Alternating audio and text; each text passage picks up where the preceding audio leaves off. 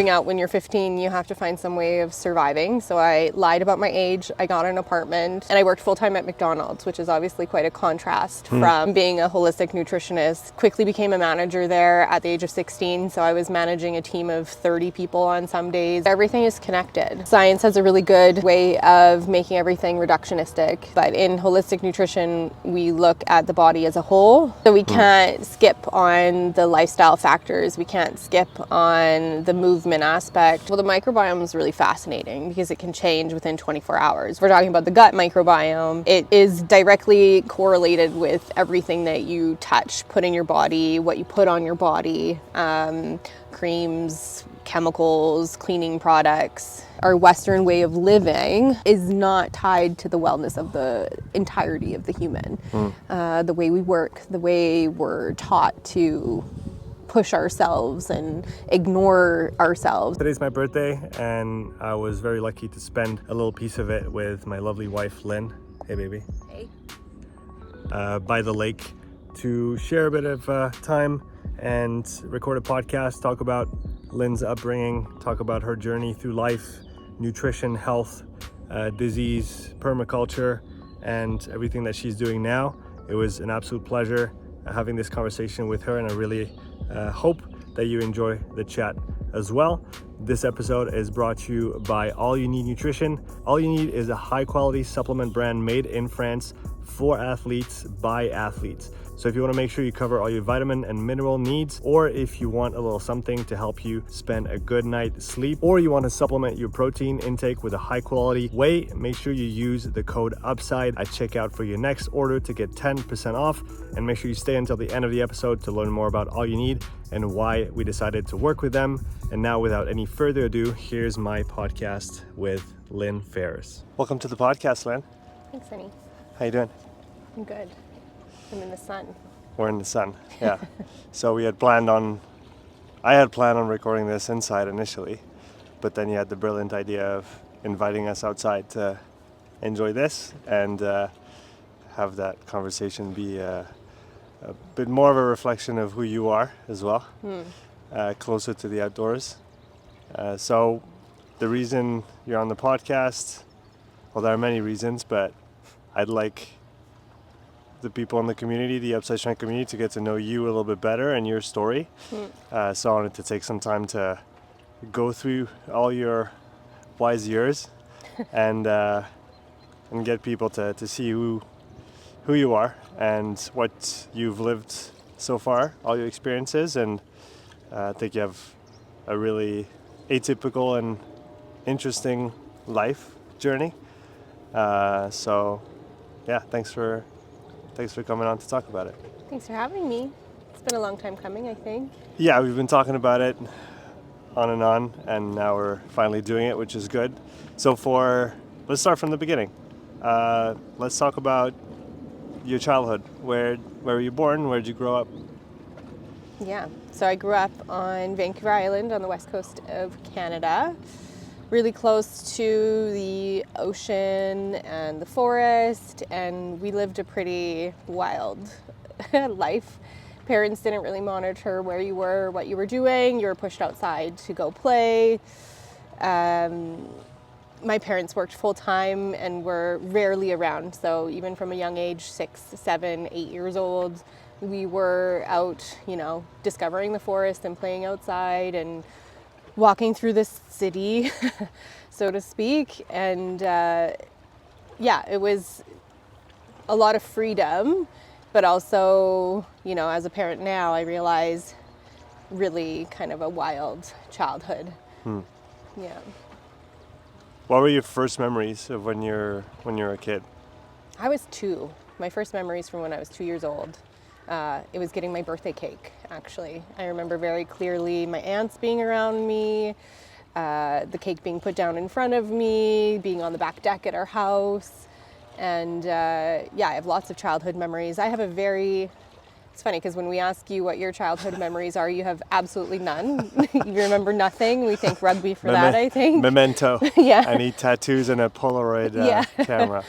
So it's really the contrast between how much I remember as a child, and I think that comes from like the tumultuous childhood that I had with my parents. My dad, like I said, worked full time, and I think purposely worked to be out of the house, to not be around and deal with the issues of being a parent and being married and those kinds of things.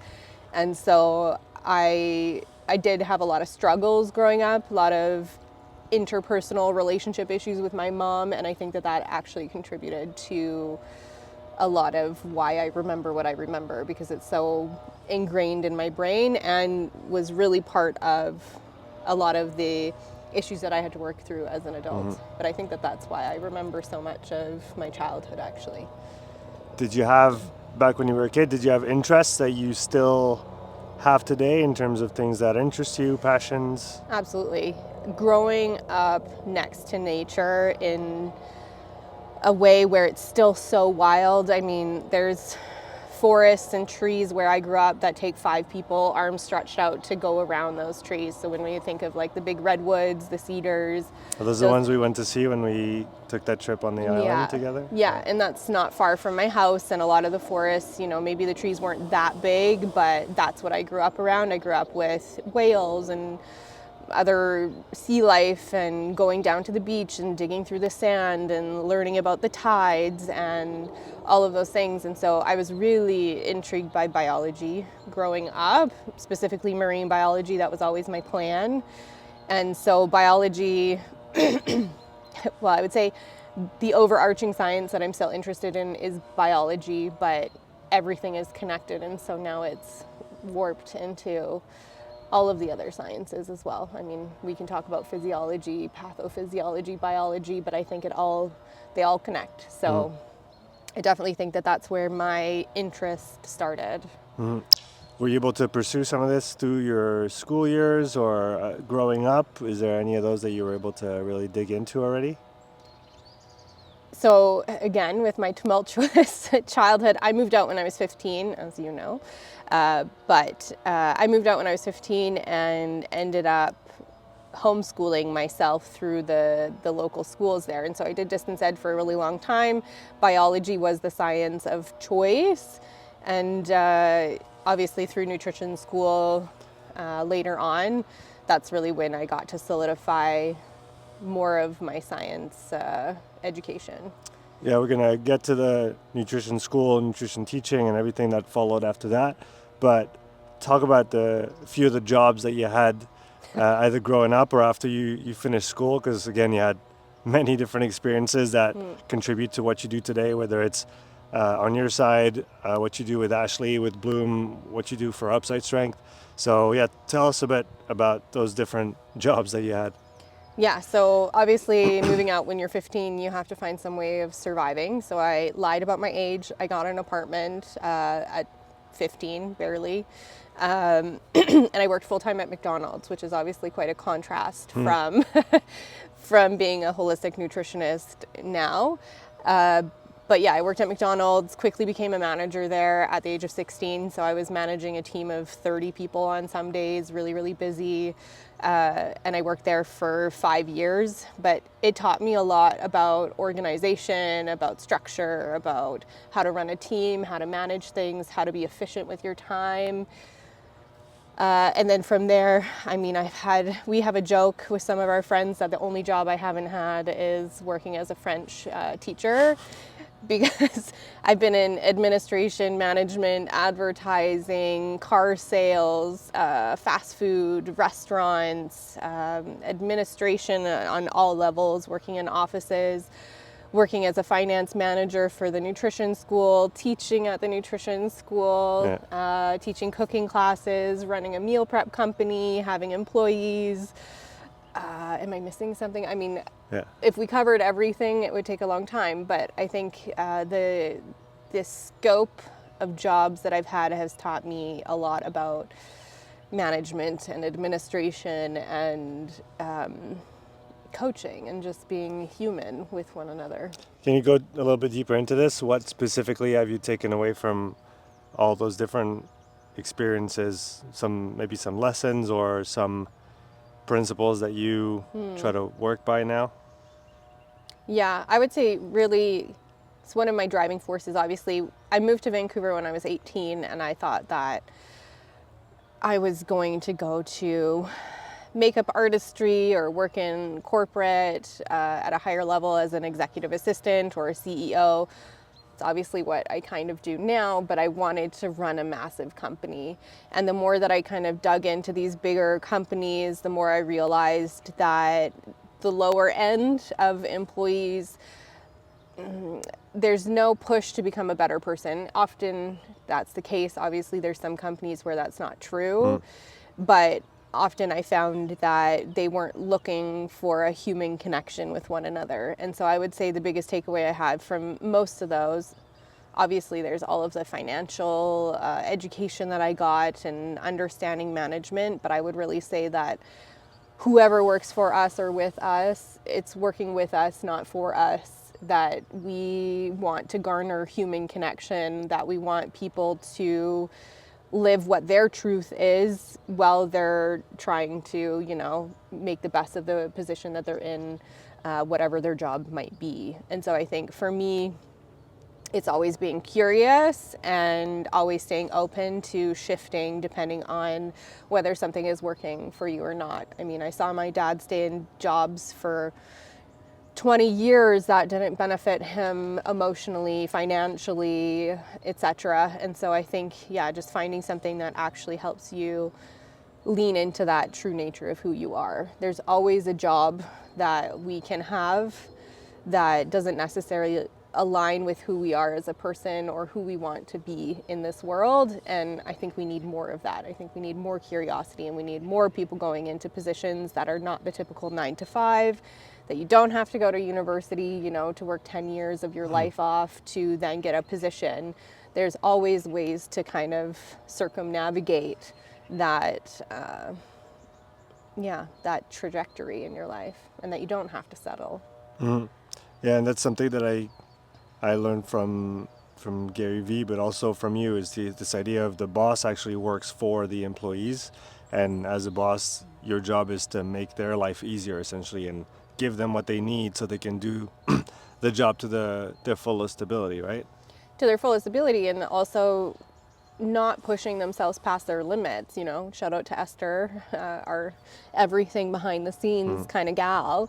You know, I'll catch her running in the house and I'm like, there's no need to run today. Like, let's just slow down. Everything is going to get finished. But I mean, obviously I love the tenacity of it, but there has to be balance. There has to be a give and take. Whatever you're doing in life or work, you know, you need to have a balance of energy in, energy out. And if that job is depleting you more than it's giving back to you, we can say this about coaching too, then you should reevaluate where you're at.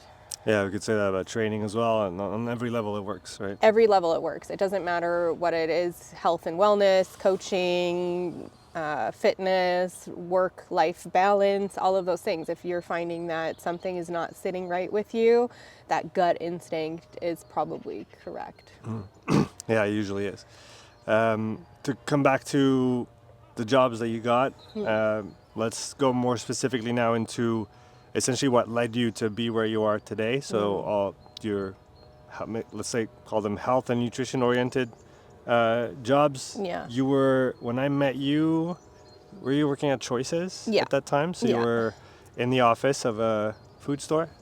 Yeah, it was a health and wellness store, so they had supplements and organic foods and that sort of thing.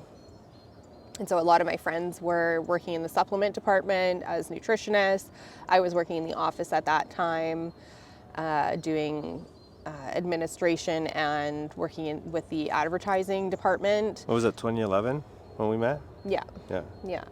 And so that was really, at that point I was already growing up on the island. Like I said, I mean, it's hippie central, same with Vancouver. You're hard pressed not to find hippie people around you. There's a lot of native culture too. So I was already pretty well versed in how we should eat and how we should be connected to organic food and those kinds of things. And I think, you know, Choices, my background for work was administration at that point, and so I had the job at Choices based around that.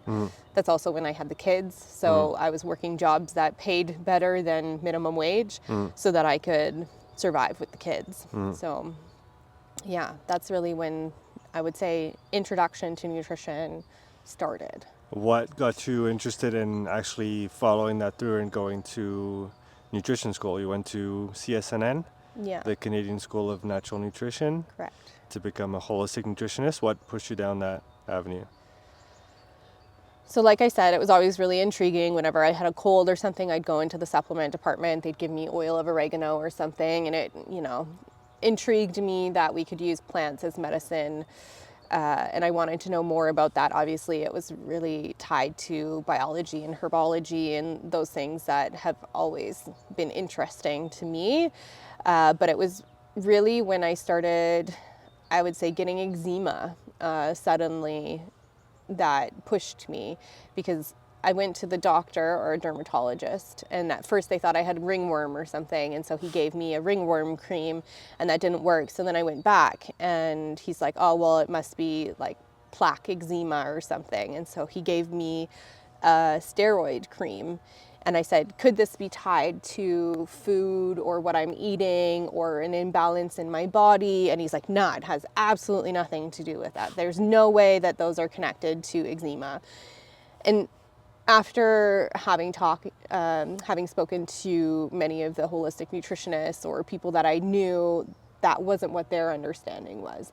That there's always a root cause of something that could be tied to lifestyle or something that you're eating that you're allergic to, and your skin is obviously one of the biggest organ on your body, and it's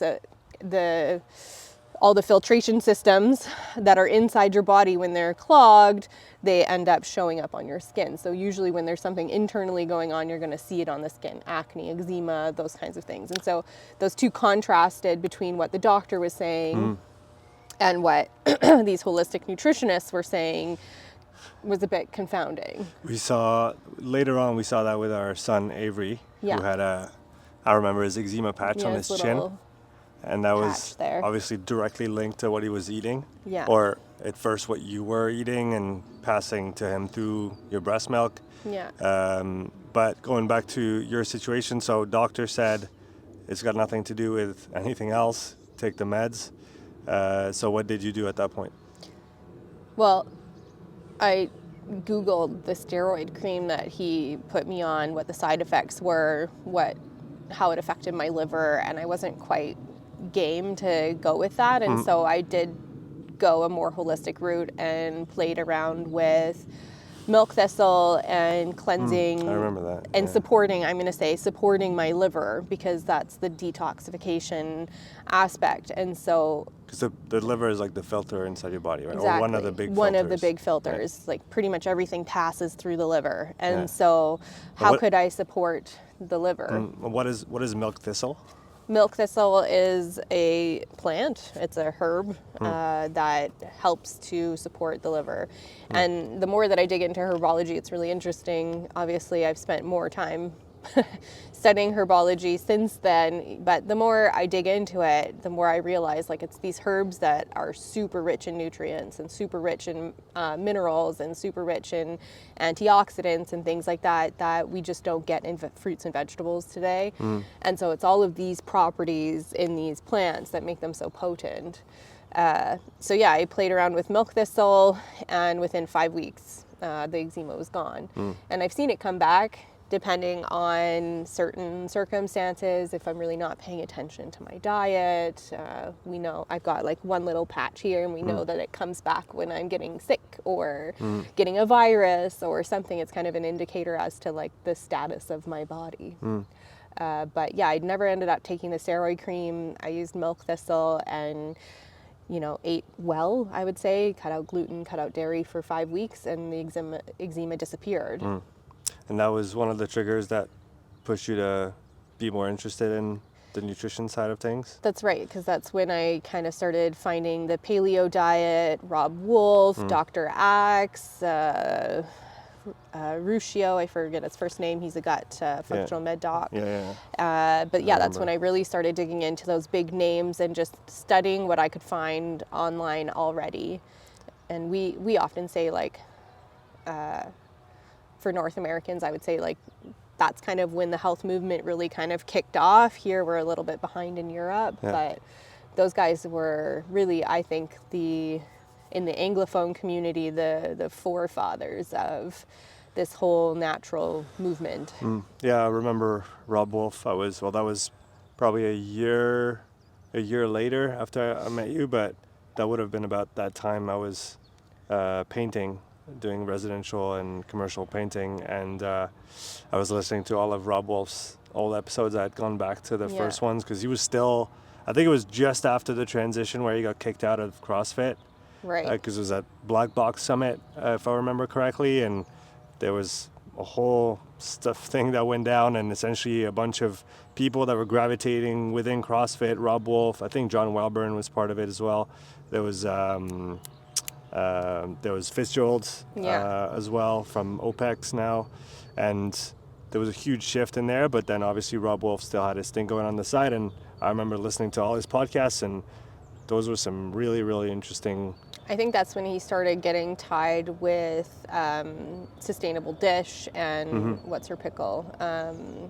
I can't think of her name. Who wrote the Who wrote the Sacred Cow or the Sacred? The documentary? Yeah, the documentary. I forget her name, but I see who you mean. Yeah. It'll come back. Yeah. So, okay, you started digging into those guys, and how did you decide to make the jump to go to school again? The more I started doing like N of one on us or you or the kids, and seeing the connection between how we ate, how we lived, what we had in our cupboards, even, let's say cleaning products and those kinds of things, and how that played a role in our wellness or how well we felt.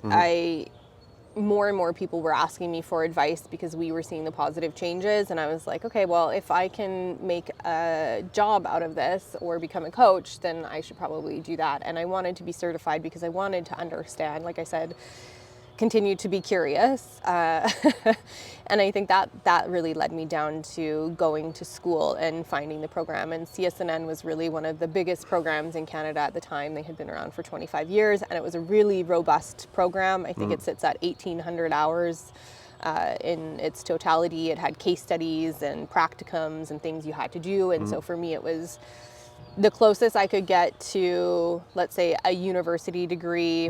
I looked into dietetics, and for me, it just didn't align with my values. A lot of support for corporate, corporate ties. Dietitians still telling people with type 2 diabetes that drinking Coca-Cola was okay. And so for me, it just didn't line up perfectly, whereas the certification for holistic nutrition did. It covered, traditional Chinese medicine, Ayurveda, functional medicine, naturopathy, herbology, how to cook holistically, and so it was the most robust I could find. How long did it take you to go through this program? How long were you in school for? I did distance ed through their school, Right. and it took two years. 2 years? So 2014, and then I graduated in 2016. Right. What were the main things that you took away from those 2 years in school? Like the main things, if you have to boil it down to a couple key learning points that you still use today or that you find important? That everything is connected. So we can look at nutrition. Science has a really good, as we all know, has a really good way of making everything reductionistic, that it's reduced down to its parts, that, nutrition is the only thing. But in holistic nutrition, we look at the body as a whole. And I think for me, over the last, 10, 15 years of studying this, that everything is connected. So we can't skip on the lifestyle factors. We can't skip on the movement aspect. So now I've coined it the pillars of health, right? There's nutrition, sleep, stress, movement. All of those pieces are tied together. And so, looking at nutrition, often I wouldn't get client success, and then I realized, okay, there's emotional factors that are playing into this. There's trauma that's playing into this. There's lifestyle. There's so many things that have to be taken into account when we are addressing the health of the body. And so I think that's probably one of my biggest takeaways, and that everybody is bio-individually different. And so we can say, I'll give an example. we have colleagues that have a WhatsApp group, and they often go, they'll post something about somebody saying something, and they're like, it goes fully against physiology, it goes fully against this and that. And I'm always back to the nuance of that person. Well, what's going on with them? Do they already have issues? What's their overall status before we can say, well, physiology tells us this. Yes, that's the basis, but everybody is going to be different based on genetics, based on their lifestyle, based on their history, what they've done, what they've done, have they been on antibiotics? There's so many little pieces that can shift somebody drastically.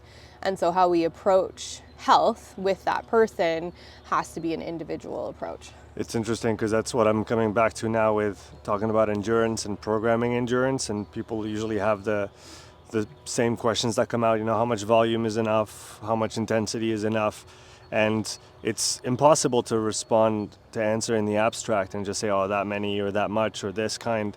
But when you take the person and their situation and you know how many days they can actually train, how are they eating, how are they sleeping, everything that's going on around the training, that informs you then on what the training should be. Yeah. And I guess it's the same with nutrition, where the person, their history and the environment that they live in will inform what the intervention is going to be, not the other way around. It's not like copy paste a meal plan just because that's the right meal plan. 100%. It's based on the person, and the context of the person is the starting point for the conversation. Right. To give you context of this conversation, the discussion was, is it bad to eat heavy carbohydrates at night? Okay, for somebody who has trained twice in the day, as a bodybuilder, has used up all of their sugar stores, okay, maybe that heavy carbohydrate meal is not going to play in deeply, and they do it once a week kind of thing.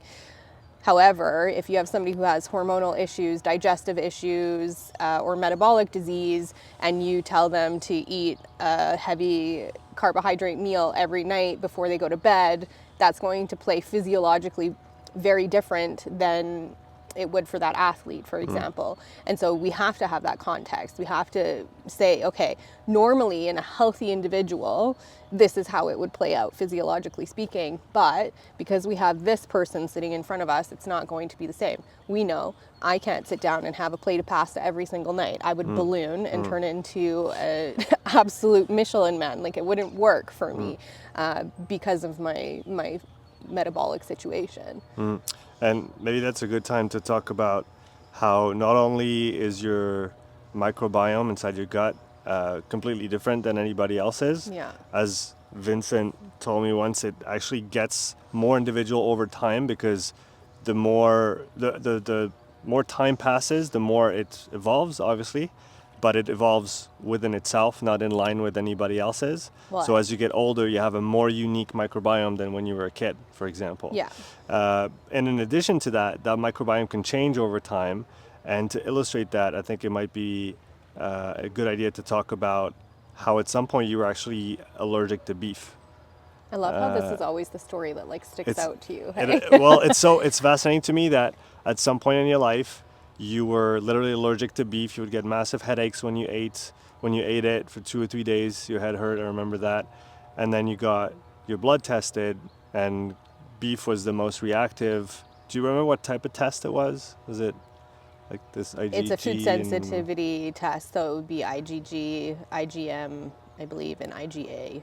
So there's 3. Okay. And so there's food sensitivity testing, and then there's allergy testing. Right. And those are 2 different Yeah. things. And was it categorized as a sensitivity at that point? More of a sensitivity. More of a sensitivity. Yeah. But you were sensitive to the point where it would actually disrupt your mental state, your energy for at least a couple of days. And then a few years after that, not even that long, then you ended up only eating beef and meat products for a period of time when we did that little 3 months of 3 months of carnivore. Yeah. So can you talk a bit about that and how that works? Well, the microbiome is really fascinating because it can change within 24 hours. What you put in your body is directly going to affect your microbiome. And so if we look at it from childhood, you're crawling around on the ground, putting your hands in your mouth, you're touching things, you're not washing your hands as often, all of that and we have to speak specifically to our gut microbiome because obviously the body has multiple microbiomes all over it. Skin, ears, hair, we have numerous microbiomes. But if we're talking about the gut microbiome, it is directly correlated with everything that you touch, put in your body, what you put on your body, creams, chemicals, cleaning products, and then also, do you have an animal? Do you have all of those things? And so we like to say the ideal microbiome would look like XYZ. This, let's say, strain of probiotic is best for this, and we can definitely use those things to our advantage, but I think we still have a long way to go when it comes to the microbiome and understanding what the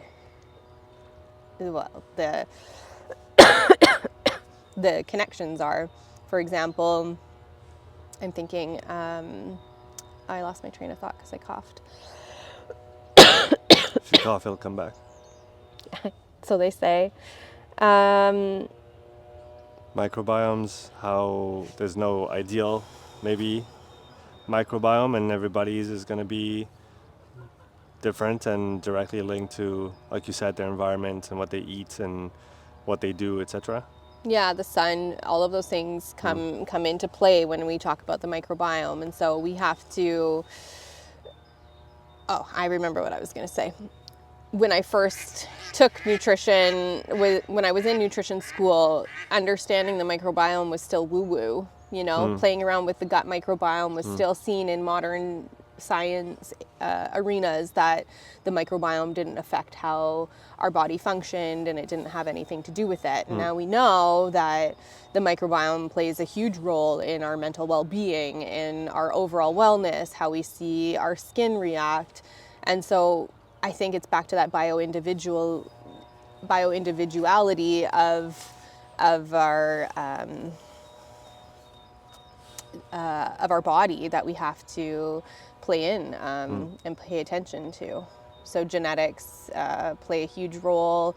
The microbiome of the mother too is passed on to the baby, and so just like the mitochondrial DNA. Exactly. And so we have to take into account, okay, well, what's the health status of the mom before she got pregnant? And that's something that other cultures really pay attention to, is how well the person is before, how ready they are before they have a baby, because they want that baby to be as healthy as possible too. I don't know if that answered your question, but it does. Were you still in school when we got Avery, or yeah. Yeah? Thank God.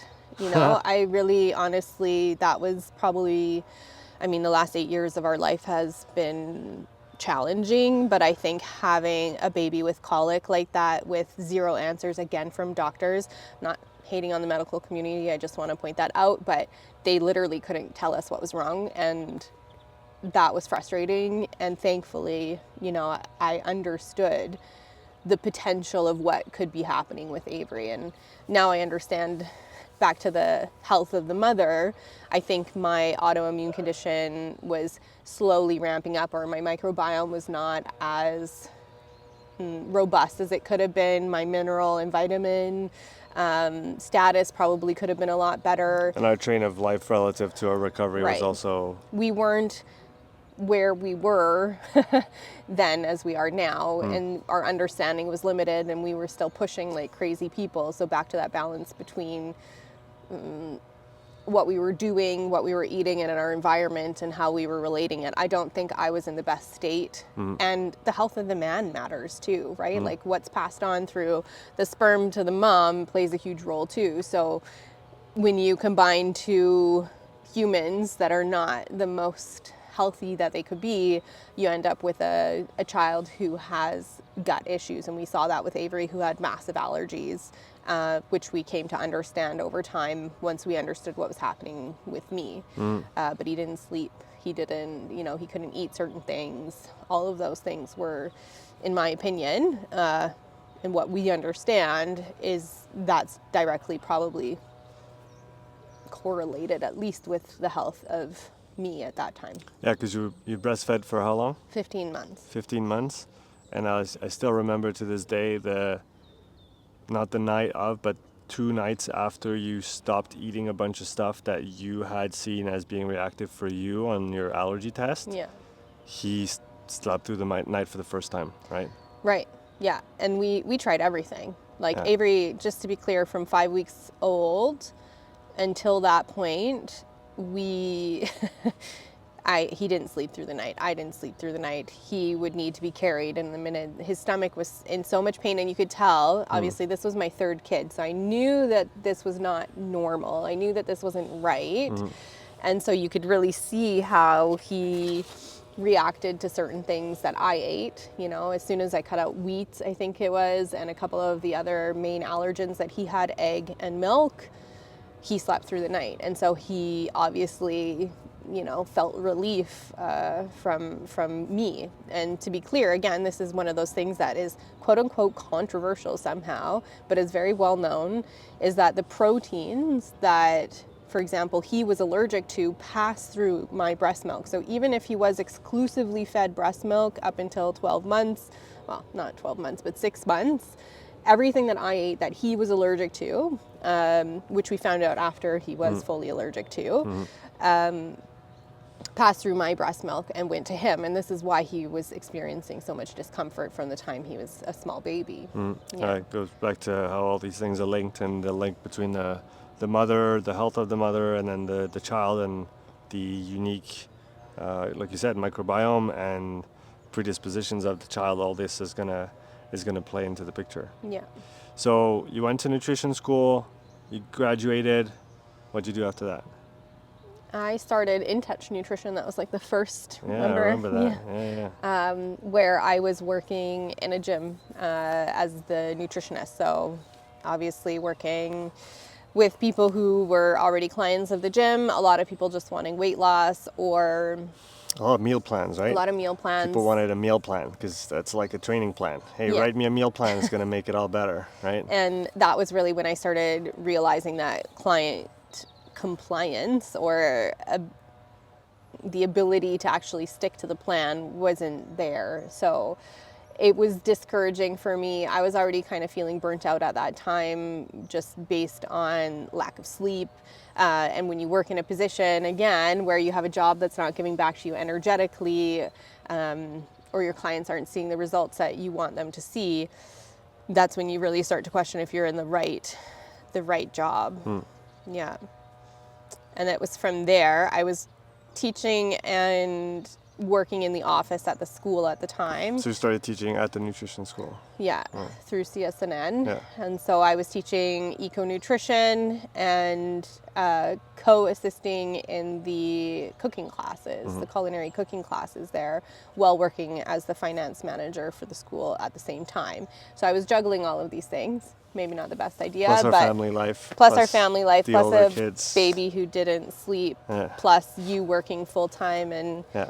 I'll call you out, not being the most present at the time. I was nowhere and everywhere at the same time. Yes. Especially nowhere. Especially nowhere. You were training a lot, you weren't home, and so that left me with the majority of the housework and management of the family on top of it. Yeah. So I stopped nutrition coaching because the school was enough and that was all I could manage. But through the gym, I started going through to a networking group where I was their nutritionist from the gym. And it was there that I started realizing that the clients that were being pushed to me when I was coaching were just looking for somebody to prep their food. So obviously they want a meal plan, but they wouldn't stick to the meal plan. Because they wouldn't make the food. Because they wouldn't make the food. And so I was like, okay, well, what do you guys need from me? I just started asking the question, what can I do as your coach to help you either stick to the plan? And the resounding response was, I just need somebody to cook my food. I'll eat it all day long. And so I didn't. You love cooking. I do. I think my love for cooking is coming back now after. Well, there was a period where it was a bit more difficult after the job, but jumping into meal prep was was almost like the best of both worlds because you could Well, do... and you were weightlifting at the time, and Yeah. we were following RP Strength, Yeah. and so I was meal prepping for us, and it Yeah. worked really well for Yeah. both of us. We saw a huge benefit in how just prepping your food in advance helped you to stick to your goals, helped you reach your goals.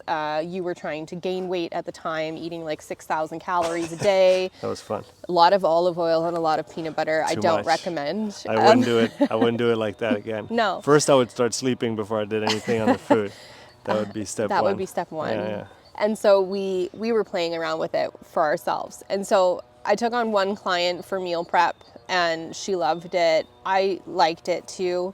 And I didn't think anything of it, but I was like, okay, let me just put it out as I'm going to start a meal prep company and see what happens. And that's really when I had to quit. I was thinking I was going to quit the school within 6 months. I quit within a month and a half because I got so many clients so quickly.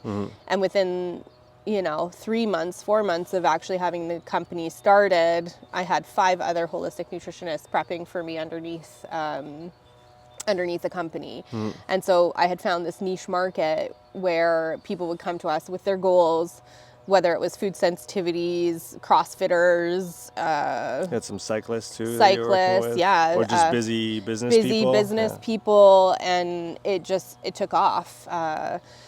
And so we would make their plans based on whatever their goal was, and then shop and cook for them. And so that was really busy. It's a lot. I don't think I didn't realize how much that took out of my body after having been already really depleted. Yeah.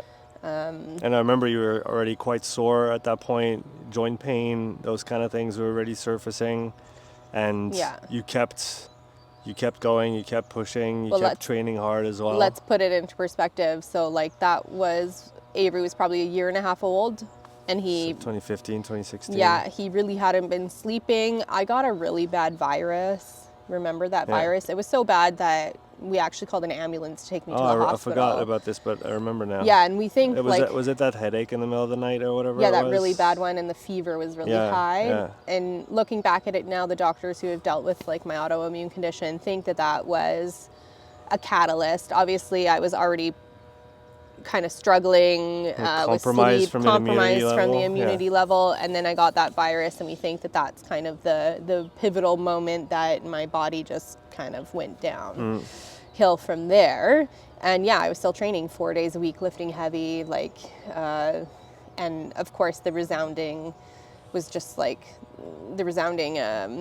I keep pushing, because I had done that my entire life, from the time that I was a child until I moved out and I had kids, and I had so much to prove to people. It was I left home at 15, I have to stay in this mentality. And if I don't stay in this mentality, in this way of living, people are going to think less of me. And so you have to just keep going.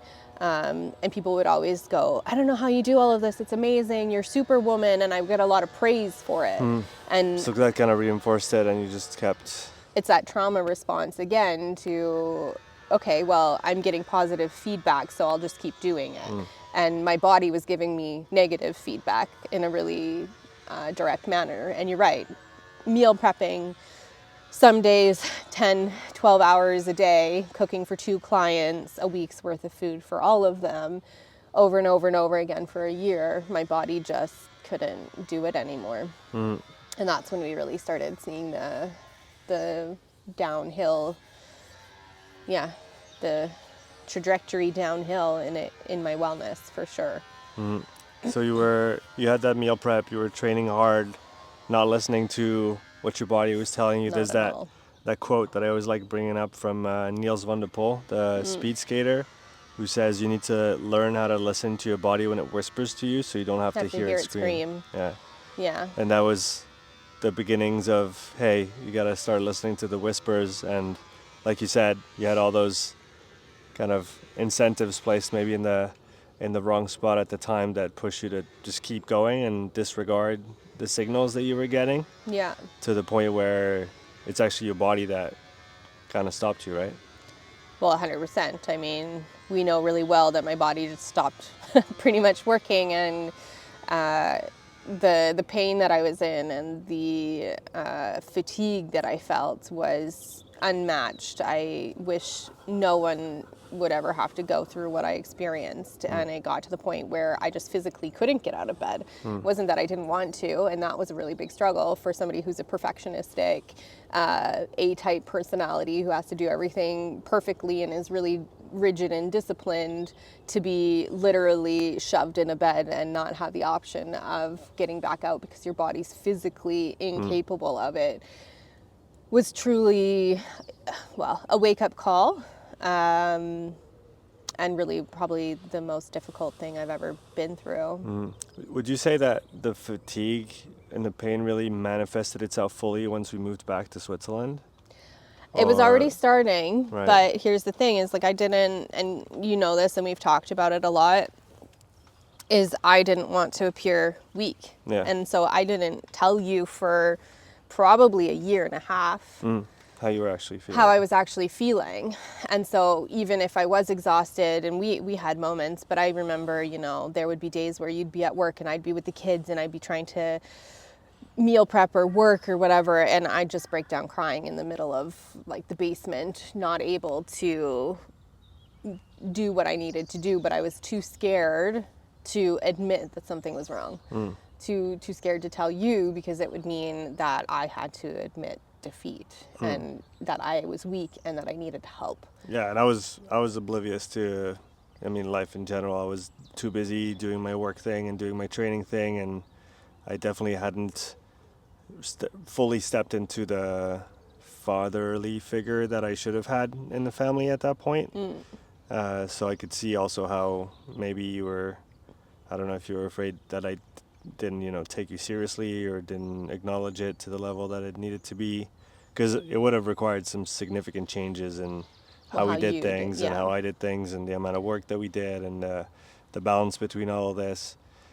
So it started before we came back to Switzerland. 2019, we moved back to Switzerland. Yeah, in right? 2018, I had gone to the doctor being like, Right, hey, what's yeah. going on? I remember tried to get some answers. Yeah, and there. he pretty much told me fibromyalgia, which is, for those of you who don't know, just a blanket term to say you have a bunch of symptoms, but we don't know what it is other than pain and muscle tension, and that was it essentially. And that he recommended I speak to a pain counselor. Yeah. And so that's really, we tried carnivore. That was when we tried carnivore, and really helped. It did really Yeah. help at that time.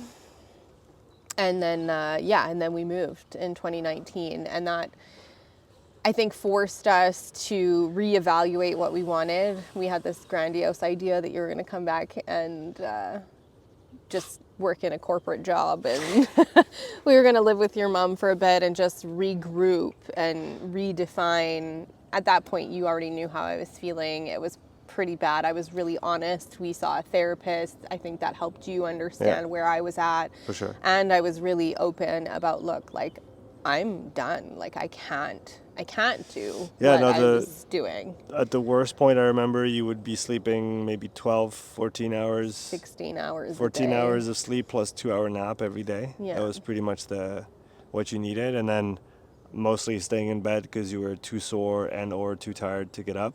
Yeah. And I remember when sometimes we needed to plan for a trip or going somewhere, we would have to figure out where the parking was relative to the venue because you couldn't walk too far because you more would than 100, it would have 200 exhausted meters. you so much. Yeah. So that was kind of the level of fatigue that you were at. Well, it's funny because, and we can talk about this later, but like RPE, right? Yeah. You are just kind of now understanding my version of RPE in the sense of, you know, okay, how much is watering the plants in the house going to cost me today? Can I get up and actually make a meal for the family today? Because that was really the reality of it. There was some days where I couldn't cook. I couldn't even get up. I couldn't do anything but just lay there and try and get through the day with my eyes closed. And so this, like, understanding how much my body was actually capable of doing at the time was really important. Is okay, how much is this 100 meters of walking going to cost me? And in the autoimmune community or chronic illness community, it's called spoons, right? You start your day off with 12 spoons. Okay, watering the plant is going to cost you 5 spoons. So it's half your energy of the day, which sounds ridiculous. Like for the average person, that sounds crazy. Yeah, but it's all relative, But right? it's all relative to where your body is at. And with chronic fatigue, that's definitely, that's what it's like. The plants are going to cost you half your spoons. You know, getting up to go pee is going to cost you 2 or 3 spoons.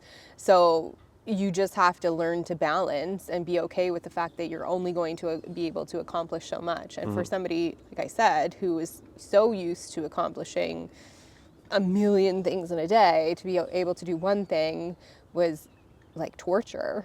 You really had to like dig into the mental awareness, the lifestyle factors that you could do, your de-stressing, and that's really, I think, when I started diving more into the psychology and how trauma affects the body.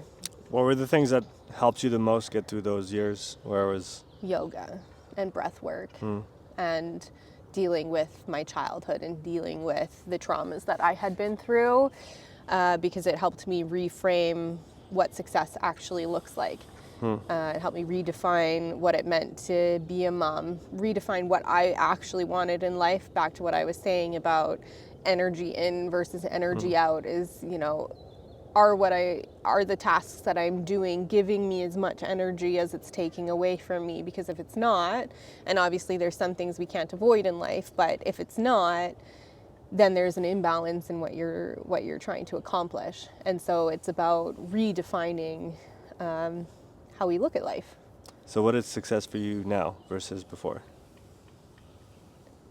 To live in alignment with the things that I value and the way I would like to leave the world behind. What do you mean by that?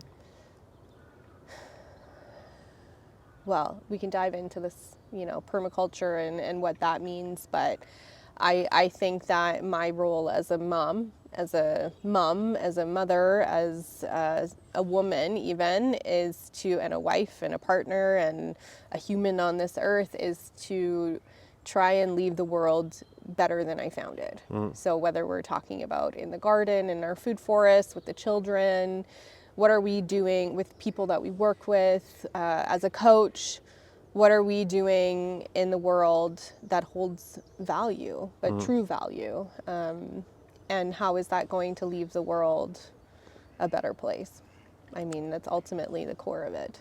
You talked about the garden and permaculture. We're going to get to it. Let's start back to your first gardening efforts. Can you give us an idea of when and why it started? That was really around eczema time, I would say. Like right around that same period, I had 2 little garden boxes, and that's when I was understanding, okay, the food that we eat at the grocery store is mass produced by corporations and is maybe not grown in the most healthy way.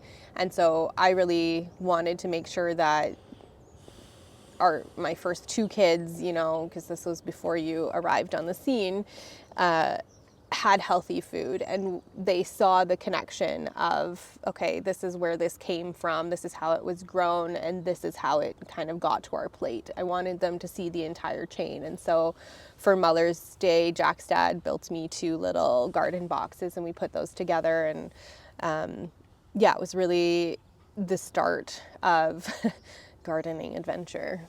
So you started with those 2 small garden boxes, and then how did that love for planting and growing food evolve over the years? I think the more that I dug into, in the holistic nutrition school that I went to, like I said, we didn't just talk about physiology and biology and all of those things, but there was a book called, well, a course that we took called Eco Nutrition, and the book that we had to read for it was called The End of Food. And he was explaining in that book about how the majority of our food was now nutrient deficient and had lost the majority of its vitamins and minerals by the way that we were growing it. And then he talked about the food chain and I knew a little bit about it obviously before that point, but he was really bringing in Monsanto and how food was grown and monocropping and how destroying the soil was going to impact our health in the long run, and that we needed to be really paying attention to that. And I mean, this movement had been going on since the 60s and 70s after the Industrial Revolution. And so he explained how the war created chemicals, and those chemicals then moved from warfare into our food system. And pesticides, glyphosate, all of those things have now moved into our food system, and what those detrimental effects are on the soil and on our health. And that, for me, really shook me, because I was like, okay, if there are 40,000 food products in our grocery stores and only a handful of them are actually nutrient dense, we're really going to end up in a very poor situation as humans, health-wise. And so that really triggered for me the desire to understand this more, and that's when I started teaching eco-nutrition at the school and diving into it and studying, you know, okay, there's conventional farming, there's organics, there's permaculture, there's biodynamics. How are these all working? How are they all bringing food to the table? What are they bringing to the table in every sense of the matter? And so I would say that really forced me to want to learn how to do that more. And growing up in nature, we had a big yard. Me and my brother were the ones doing the gardening and things like that. And so I think it was like this love of nature, this desire to make sure that I understood how food was grown. I knew how to do it. Again, back to being curious. I think we could call that a fault, but it's, I think, the thing that has continued to drive me towards understanding our environment and how we can play with it so that we can thrive in it. And so our 2 little garden boxes, to answer your question, turned into, when you and I met a year later, you know, we had some different variations. We had a few more boxes, and we built that, you know, stand with all the lettuce and strawberries in it. But then we built the greenhouse with the bigger bed. We took up that whole parking space. Yeah, because we had essentially a parking spot for the car behind the house. Yeah. But we could technically also park it in front of the house on the street. So we decided to do that and then take up the space that was allotted to our parking space and turn that into a garden bed. So we had, and luckily we had like amazing 3 by 5, something like that, 15 square meters. I think it was 10 like feet that. by 17 feet. So yeah, 3 by 5 and a half ish. Yeah, with the greenhouse on it. Yeah. And so that was the start of. You weren't really into gardening at that point, but you were super into the building the building aspect of it. And so I think that was really that point. And then we moved from that house to another house, and we didn't have room for the garden, so we just had that one box on the side. Yeah. And when we moved here, then we coincidentally, right when we moved here, your mom got a public garden space that was 70 square meters. We didn't like how policed that was. Yeah, they didn't like the way that you were approaching gardening, which was, again, very permaculture influenced. So it was, we'll say, a wilder garden than what we typically see in Swiss gardens, where everything's lined up properly. And well, that's a very monocrop style of gardening, right? Like all your tomatoes are in one spot, all your eggplants are in one spot, and we can definitely grow like that, but it doesn't necessarily benefit the plants. And we couldn't compost the food, like the food scraps from our house couldn't go in the compost. We couldn't have trees. There's a lot of aspects that didn't We're really... limiting your expression of gardening in that space. Limiting my expression of just, everything. And we didn't really get along with the garden police there. Garden police. Yeah. And we were lucky enough through our network to talk to our good friend Julien and his dad Alain, who own a vineyard, and who found a little space for us to make your garden dream come true and have a space that you can go to and not have restrictions put on you on what you could do. So thanks, Julien and Alain, for welcoming you and us into their little piece of land. And so now you have a 200 square meter permaculture garden. Forest. Food forest. It's definitely turning into a wilder place now, and it's starting to have definitely a mind of its own. which is really interesting to see after, 3.5 years Yeah. since we started. So then you obviously were already interested in permaculture at that point. You were trying to put in place in that smaller garden some of the ideas behind it. But to talk about the new garden, and maybe for those that don't know what permaculture is, how would you describe permaculture versus regular agriculture? So with permaculture, we're looking at, we're mimicking nature. So we're trying to observe what nature is already doing and then mimicking it in a way that benefits us, in a sense that we're managing it so that it's producing it optimally, right from the soil health to nutrition in the food to the microbiome of the soil to how it all cooperates. And so in permaculture, there's three main principles, and it's earth care, people care, and future care. And so when we compare it to conventional farming, which in my opinion doesn't care for anything, it's very destructive, it doesn't add anything in, it doesn't come out better. Permaculture was really a response to not only like I said, leaving the world in a better place when it comes to the actual environment, but also thinking about how we're leaving things for our future as well. And so back to kind of native or indigenous principles, they always plan 7 generations in advance. So how is what we're doing today going to affect everybody later on?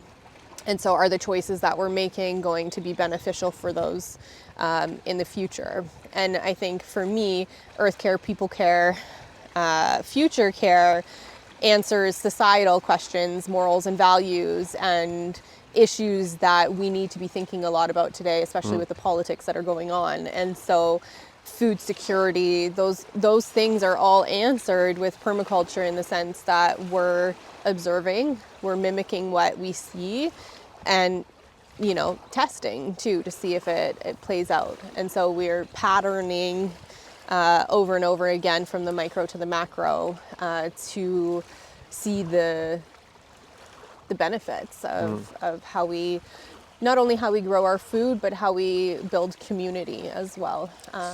So you could say that you're in permaculture, you're a steward of the land, and you're Yes. trying to just accompany it along the way and facilitate its evolution, because nature knows best. It does it without us. If humans disappeared. disappeared from one day to the next, nature would figure out how to balance itself out and how to move forward without us. And that's kind of the idea, is that it doesn't need necessarily us to intervene that much, but if we can enhance some things, and like you say, through observation and curiosity, which goes back to what we were saying before when you talk about taking someone on board in a nutrition or a health context, you want to understand everything that's going on first before you prescribe something, like a blanket, a meal plan like we were talking about. Yeah. So it's the same in permaculture. You take the context within which you are, the land that you're on, the slope, the rain, the sun, the seasons, the latitude, and what are the nature of the soil that's already there. How the plants communicate and work together, all of those things are taken into account. And you're absolutely right. It's about that observation piece is the first thing that you have to do, and that's in any circumstance of life. It's not, and that's what I like about it, is that these principles and pieces that we follow in permaculture can be applied to how we live our life too. It's a very, like I said, it ties in those morals and values.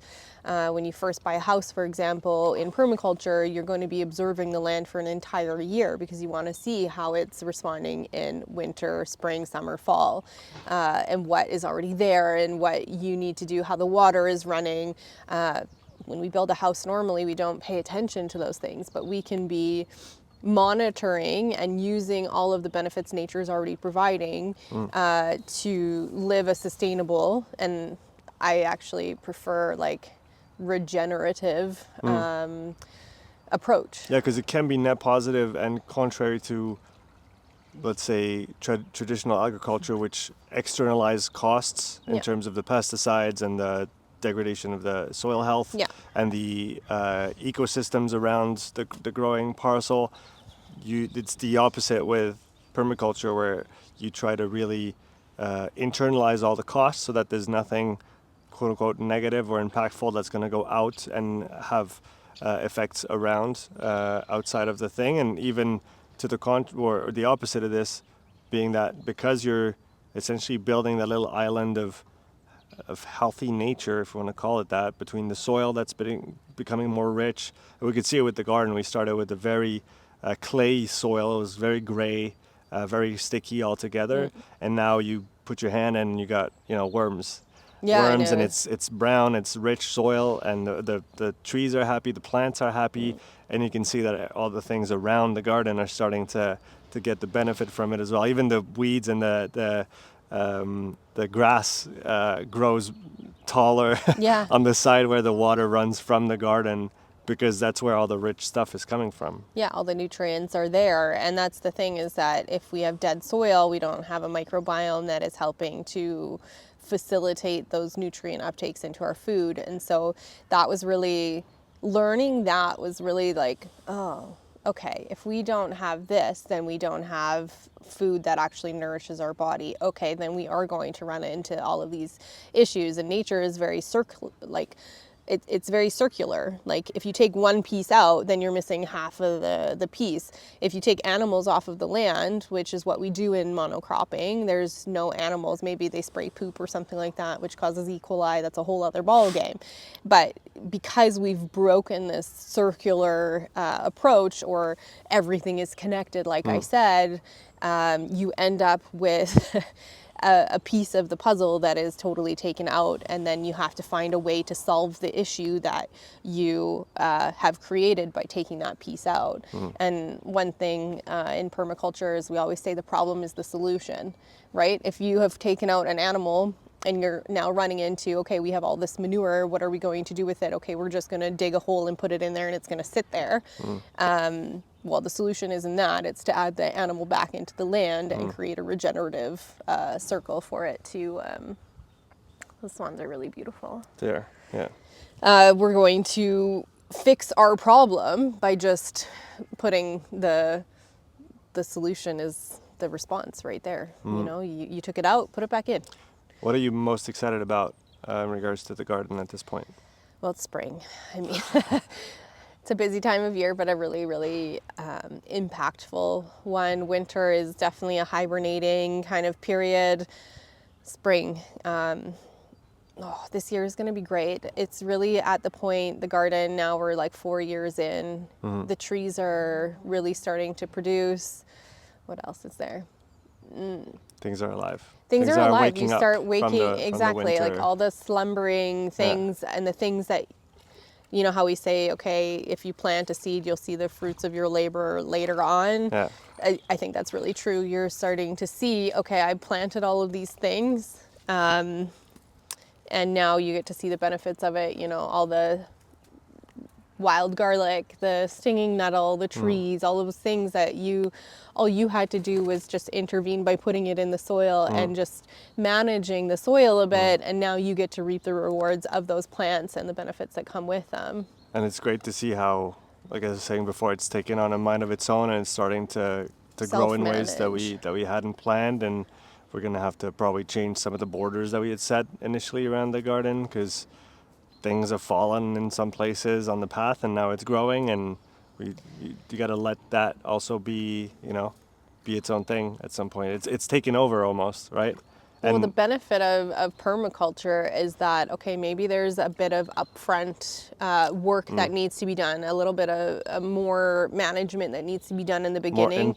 More input at the beginning, but then as time goes on, this thing that you just put a little bit of effort into is going to self-manage eventually 90% of the time. And we saw a lot of that last year, where we were able to, it's going to need less water because the shade's going to be there from the trees. And I think mimicking a forest is really intelligent.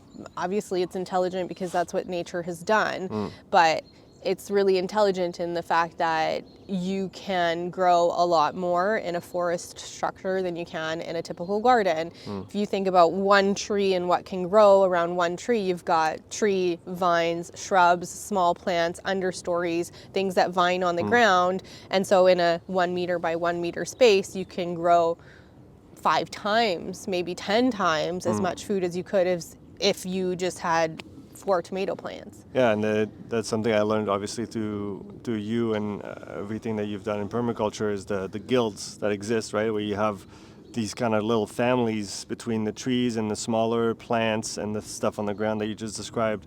All those things work together, right? They're almost a mini ecosystem within the garden in and of itself. And if you can, again, plan intelligently and put those things together in the way that they collaborate, right? We know that certain plants deter pests from other plants. So if you put them together, then you don't need to spray pesticides because the plants are taking care of it for you. And then if one of those interventions doesn't work, then you figure out what's missing, and the next year you could do better and you can improve it. But it's really understanding how nature is already built that way and cooperates, and then just enhancing that a little bit, right, or facilitating Well, it. and the reason that we don't need pesticides and chemicals, but the reason that we use them on monocrops is because we've broken that collaboration. It's one tree, one plant, one corn, one thing. And when you do that, when a pest does come in, whether it be fungal or an insect or something, that ideal food crop is there for the taking, and it's a massive amount of it. And so There's no resiliency in terms of the way that 100%. it responds to a certain thing, because if it's sensitive to one thing, it's all gone. It's all essentially. gone. And so when you build these guilds or you interplant, like we were talking about, okay, maybe a bug can smell a kale plant, it goes and it destroys that kale plant, but there's 14 other plants between the next kale plant, which means it's not going to find it as easily. And so that resiliency not only helps farmers or us build better economy and sustainable money. For example, if you have a corn crop and it gets wiped out, you've lost everything for that year. You don't make an income, you don't make anything. But then when you have a farm that is interplanting, not only are you having healthier plants that are more nutrient dense, but you're also having that protection financially and for a crop. So you have 50 different options instead of just one. And if you take it back to even something much, much smaller than, more commercial scale, even with your little parcel of garden, and you don't need 200 square meters to, No. Apply permaculture principles. You could do it on the smallest parcel You do that it on you your have. balcony. On your balcony, exactly. And that alone can help you, have a few different things that you'll be able to harvest at key times of the year, and it's very rewarding and I was definitely not as excited about gardening as I am today, back in the day, but it's very rewarding to grab something out of the ground that you planted and then eat it. It tastes different. Oh, for sure. Rightly so. First of all, for all the reasons you cited in terms of its richness and everything that it contains and how it was grown and what was not done to it. But then also because you did it yourself, right? Well, and as somebody who loves to cook, how do you create the most delicious food ever, right? Like chefs go to a market where the produce is fresh and where it's well grown because the taste is there. And what we get in a supermarket, in a big supermarket, is stuff that's traveled super far. It no longer has taste. It probably didn't have taste to begin with because it's hybridized to be robust enough to travel, not to be tasty and not to be nutrient dense. And I think that that's the principle that I want to keep, is that food tastes good first and foremost, and is quintessential in how well we can live. Going out in the garden also gets us outside, so our environment changes, we de-stress, we get all the other benefits in health by going outside and actually getting our hands in the soil. There's actually antidepressants that come off of the soil as you work it, and so we get all these benefits.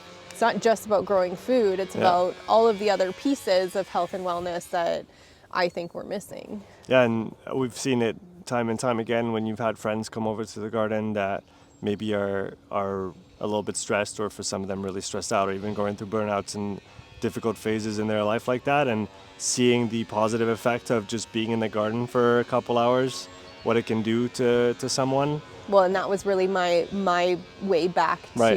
to health was, okay, if I get closer to nature, and I really use the garden. I mean, it was a half an hour at the beginning where, you know, I might even need to lay down on a blanket after 15 minutes of work, but it was, I'm outside, I have my hands in the soil, I'm doing something good, it's aligned with my values, it's giving me energy back, not taking away. And I'm getting the beneficial effects of all the herbs and food that we're growing as well. And so that was really, I mean, that's why my key phrase now is find your true nature. Is if you pointed at somebody in a room and you said, where's the closest nature, they're going to point outside. But we're the closest nature. Like, we are nature, and we often forget that we're so interconnected with it, and that it is such a huge piece of who we are physiologically, mentally, emotionally, as humans. If we forget that, then we're really in an imbalanced state that if you don't come back to that nature, then you probably are not going to find that balance 100%. And it's something that you don't know you need it until it's made very clear by your body and your mind that these things are missing, right? I mean, I remember that I pushed like crazy for years in terms of training, but also work, and the amount of work that I did, and poor rest and recovery that I got on the lifestyle side in parallel to all this. And it caught up to me, right? It caught up to me first with my back and those issues that I carried along for quite a while. And then there was the quasi burnout in 23 where thankfully, I mean, you had gone through it before and you were able to say and see the signs and read the signs, because I couldn't. I probably wouldn't have listened to myself as much as I listened to you at that moment. And you said, Sean, you need to slow down, otherwise you're going to blow up. And if you can't hold course, then we're in trouble, kind of thing. Well, because we needed you. If you broke down, if we had because you were still on the way up, on the up and up, and getting better still, but not quite 100%, and not as good as you are today. But to come back to that, what are some of the things that you changed and that you did besides the garden that helped you find your energy again and get back from those really difficult years of chronic pain, chronic fatigue? Well, I really dug into, obviously being stuck in bed leads you to think a lot. You have to, there were some days like I couldn't read even a book or be on top, like on a computer. And so you're really in your head, and I had to find things that I enjoyed doing that didn't cost me a lot, physically speaking and energetically speaking. And so it was really digging back into like the psychology and trauma responses and undoing those. And that was really through yoga. And I think yoga gets a bad rap because it's very westernized, but I read a book in nutrition school. We learned about yoga. We learned about the body, mind, spirit connection. And it always felt kind of woo woo. And because I grew up in a very religious family, for me, I was like, not interested. Don't want to even like go down that path, because I saw so much hypocrisy in religion and things like that I was just like, no. But in digging into yoga as slow movement to release tension on a more physiological side, I started noticing that breath work and stretching, for lack of a better word, really did improve my symptoms. And I started picking up books, related to yoga. A book that was very, very profound for me was Eastern Body, Western Mind, which ties the psychology of like the Western world with the Eastern philosophies. And for me, I was like, oh man, I can see myself tightly tied to what was negative in my childhood and how I perceived myself and what my coping mechanisms were. And so coping mechanisms of perfectionism are seen very commonly in people with rheumatoid arthritis, which is what I was diagnosed with later on. And so recognizing these patterns, again, pattern recognition is something that's used a lot in permaculture. And so this pattern recognition of, okay, I lived my life like this because of, and in response to all of the things that I went through as a childhood. And so starting to understand how my nervous system was connected to that, how those energies and how those emotions are trapped in the body, and what the Eastern philosophy was around it was really, I think, what started to make a lot of sense to me. And so I was using yoga and breath work to work through those, a lot of meditation. But I also really just went back to the things that I loved doing as a kid before I moved out of my parents' house. What did I like doing when I was 8, or 10, or going back and thinking about, okay, I loved drawing, I loved coloring, I loved painting. Okay, so Yeah, you did some of that. I did a lot of painting, when I was first kind of trying to come out of my chronic fatigue phase. And so just going back to those things, and one of those things that I really liked doing was being outside, going out in the forest. And obviously, if you study forest bathing, there's tons of beneficial, if somebody goes to a doctor in Japan and they say I'm depressed, they prescribe forest bathing. They prescribe going in the forest. Yeah. And so for me, I started to realize that our Western philosophies, our Western way of living is not tied to the wellness of the entirety of the human. The way we work, the way we're taught to push ourselves and ignore ourselves and ignore that Repressed intuition feelings and all of those things. We don't live in a way that works with our body because it's ancient. This is ancient technology that we have to be understanding how it works. Yeah, the human body is the most technologically advanced thing that we have access to today, and it's, like you said, going back to understanding how it works in relationship with the environment that we're in, because we see ourselves separate from nature because we have feet and we don't have roots planted into the ground like the trees and the Well, we're a fungus, microbiome piece of the forest. We're a walking piece of nature. We're a walking piece of the forest. We just don't recognize that in ourselves. But we have our evolution comes from everything that is in nature. So to deny that we have to be connected to it in some capacity, that we still need feeding because we can move, we forget that, I think. Yeah, and you've really helped me over the last couple of years, especially open up to those ideas of spending more time outside, spending more time in the sun. Right now, the sun is all I can talk about because vitamin D just came back 10 days ago, and you can actually feel the warmth of the sun when you're in the sun and the beneficial effects that it has. And just like you need to study those cycles when it comes to permaculture and how plants are going to react and evolve, we're no different. Well, on a different scale, right? But we need to pay attention to the light. We need to pay attention to the day and the night.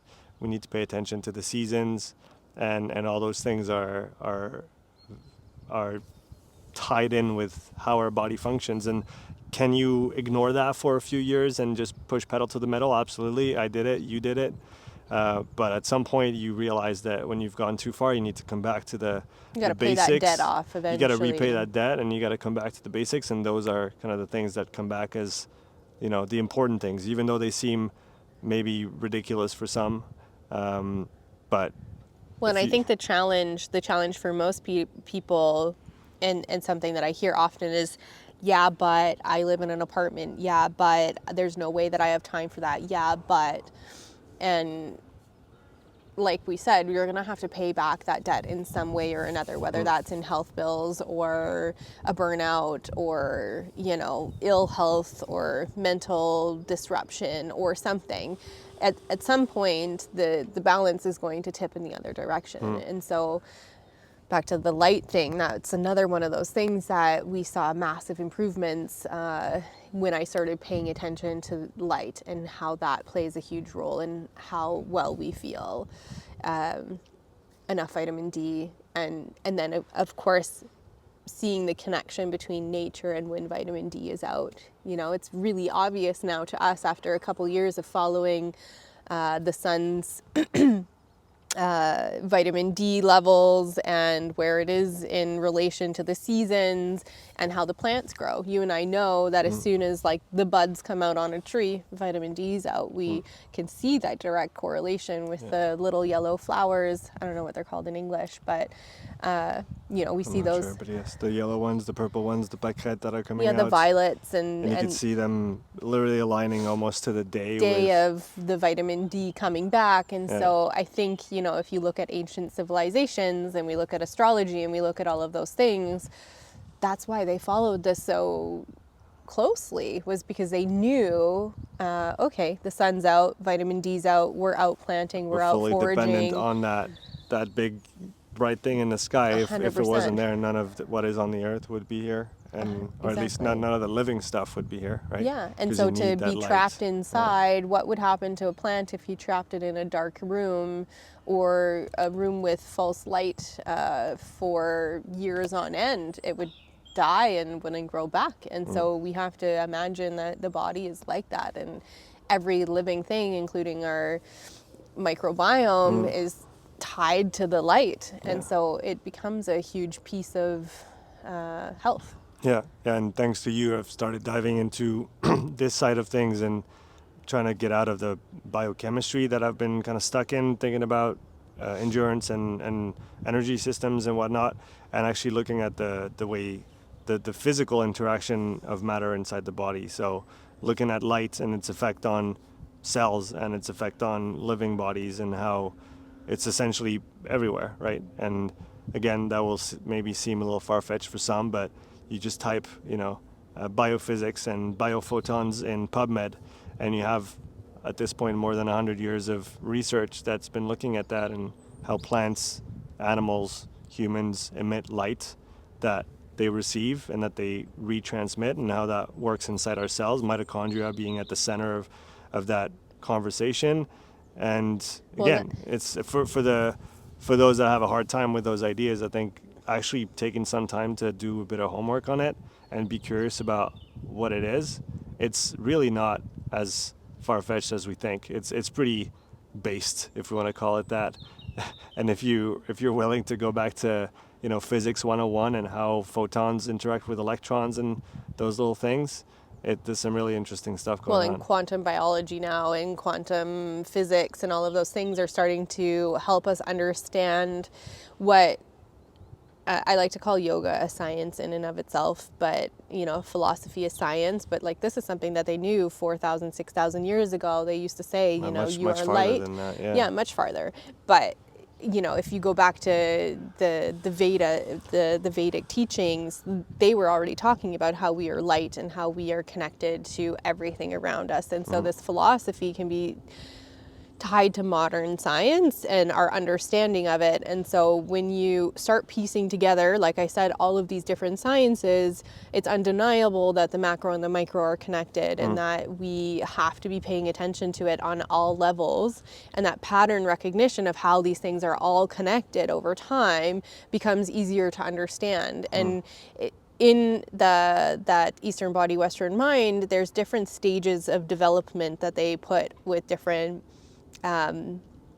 different ages and age groups. And one of the, let's say, challenges or things that we go through is understanding that pattern recognition. But most people stop at that third developmental stage, and there's 7 or 8 or whatever. And so most people are kind of stunted. And so that pattern recognition is really difficult for people until they start kind of connecting them all together. And so back to what I was saying about the carbohydrates at night. Carbohydrates are easier to digest when the light source is good. That's why down in South America or below the equator, there's more carbohydrate foods and they're digested better, and so on and so forth. If you look at somebody in the north, in the middle of winter, who's eating a big plate of pasta, you're not in the right light signature. And so your microbiome is actually going to respond to that light signature very different, and thus digest that food very different. And so we can't just say, eat a big plate of pasta, it's going to be fine for everybody, because physiologically speaking, in a lab, they see this. I'm sorry, but I feel like it doesn't work that way. Again, the context matters. And the nuance matters. And to echo what you just described, we see the same pattern in terms of the makeup of your mitochondria, whether you come from the equator or if you come from northern latitudes, and the way that it generates heat, right? Because obviously if you're at the equator, there's no point for you to be generating more heat internally. You have lots of heat in your environment, but if you live in the far north, it makes sense for your body to produce more heat internally, and that's actually determined by your mitochondrial ancestry, which comes from your mother, right? So where your mother grew up and where her genetic background is from is going to have an impact on this. And you talked about the way that we digest different foods based on where we are and the time of year and stuff like that. If you had to sum it up, I want to move to the final part of this little fun chat with you. I hope it was fun. If you had to sum up the main tenets of how to be healthy, if somebody wants to get the most out of their everyday life and try to give themselves the best chances of succeeding, what are the simplest, most actionable steps that someone should take towards that? I think if we go back to the pillars of health, because again, everybody's individually different and everybody's lifestyle is different, we have to look at the pillars of health. So self-care, are we doing everything that we need to be doing to make sure that we're in balance? And part of that is getting your mindset correct. Be okay with the fact that maybe you're in a position that is not ideal, and be ready to change. Those are really, really important, and those are kind of at the foundation, because if you're not ready to make a change and you're not ready to put the effort in, you're not ready to actually go through this process, because it is a metamorphosis. It's not just, oh, I'm going to do this thing and this is going to happen.